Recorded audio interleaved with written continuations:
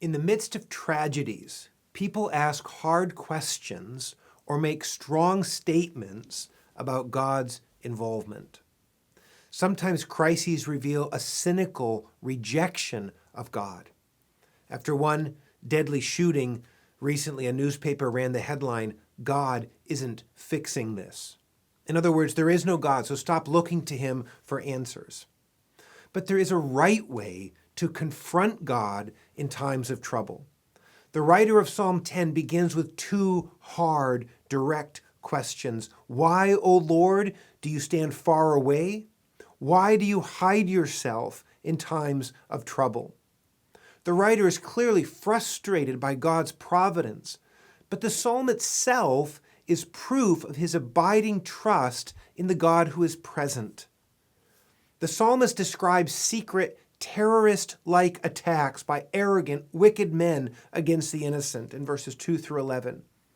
The wicked man crouches like a lion, lurking to devour his unsuspecting prey. And he has no fear of consequences. He's sure that he'll get away with his crime. He doesn't believe God is merely distant. In fact, all his thoughts are, there is no God, verse 4. Despite his unrighteousness, he seems, as verse 5 says, to prosper at all times. The right response to such injustice is to recall what we know about God and to ask God to act. Psalm 10 reminds us that God is both just and eternal. And these attributes work together. God will do justice, verse 18, but he isn't in a hurry because he's eternal. He doesn't need to meet human deadlines. Verse 16 says, the Lord is king forever and ever. The wicked man says, I shall not be moved. Throughout all generations, I shall not meet adversity, verse 6. But he has a skewed view of time. Not only will individual wicked men fail, but even the nations will perish from his land, verse 16 says. So godliness requires patience. God does take note of the mischief of sinners, and he will repay it. God is a helper of the fatherless, verse 14, the oppressed, verse 18.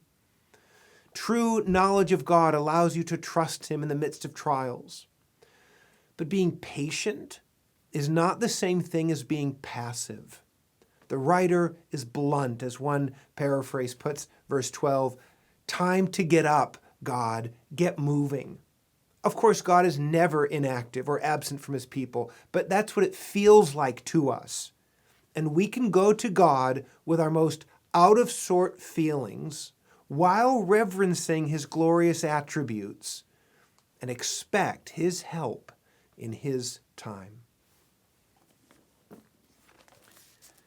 Psalm 10.